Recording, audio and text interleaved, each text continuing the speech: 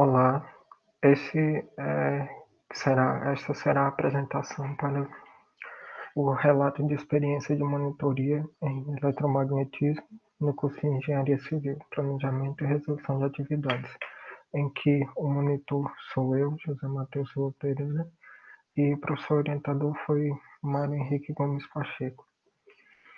Bem, aqui vemos os tópicos desta apresentação, que são introdução, desenvolvimento, resultados de discussão e as considerações finais.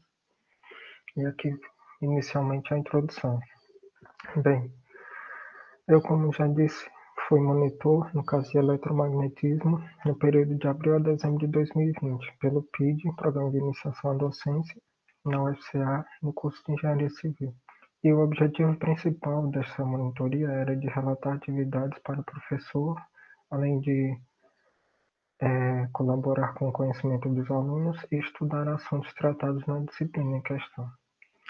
Então, no desenvolvimento, nós vemos alguns exemplos de assuntos trabalhados na disciplina, alguns assuntos iniciais, mas que são de suma importância. Por exemplo, a lei de Coulomb, que é a expressão que determina a força eletrostática em função destas variáveis, ou seja, em função desta equação, em que depende das cargas que estão em questão, das cargas das partículas e da distância entre a distância entre as próprias partículas ao quadrado.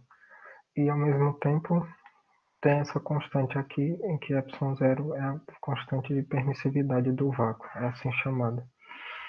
Então nós vemos que a força é igual a esta expressão, sendo que um conceito bastante importante é o de carga, em que a carga seria uma propriedade intrínseca a todas as partículas da matéria, ou seja, intrínseca à própria matéria, em que as cargas geralmente são trabalhadas com aquela ideia de positivo e negativo, em que, bem, corpos com carga elétrica igual, carga elétrica em excesso que seja igual, eles acabam se repelindo, e cargas elétricas diferentes acabam se atraindo, como visto no exemplo desta figura. Corpos com carga elétrica positiva, seja igual, que esteja em excesso, acabam se repelindo. Corpos com carga elétrica diferente, que no caso este é positivo e este é negativo, acabam se atraindo. Então, nos resultados de discussão agora, bem, houve nessa monitoria um foco para a fabricação de listas de exercícios a serem enviadas aos alunos e, ao mesmo tempo, planejamento junto com o professor, planejamento digamos, na parte de criar ou de formular os planos de aula para serem trabalhados. E, ao mesmo tempo, houve uma grande apropriação de conhecimento na parte teórica da disciplina.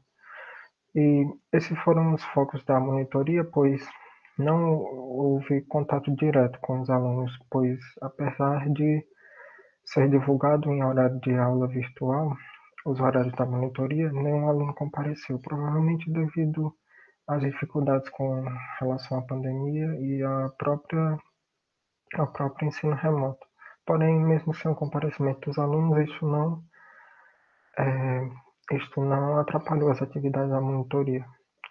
E agora algumas considerações finais, em que, bem, a monitoria, apesar de todas as dificuldades, digamos assim, geradas pela pandemia e o não comparecimento de alunos, isso acaba gerando, de qualquer forma, um amadurecimento profissional muito grande, pois há sempre aquele trabalho junto com o professor, então isso acho que colabora bastante com esse amadurecimento profissional.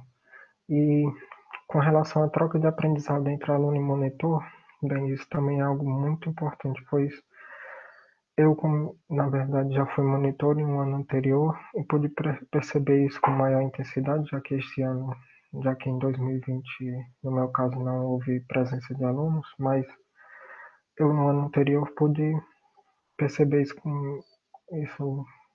com mais força, que a troca de aprendizado entre alunos e monitores no horário da monitoria é realmente muito grande, pois Não é só da parte do monitor que ajuda o aluno, não é só dessa parte que tem a troca de aprendizado, mas o aluno também acaba ajudando, colaborando no aprendizado do monitor. Isso é algo de suma importância para o desenvolvimento de ambos, aluno e professor, aluno e monitor, melhor dizendo. E aqui os agradecimentos à Universidade Federal do Cariri, à Prograde, Pró-Reitoria de Graduação e ao professor orientador, Dr. Mário Henrique Gomes Pacheco, são dedicados os agradecimentos pelo incentivo e suporte em todas as etapas. Aqui temos as referências dessa apresentação e obrigado.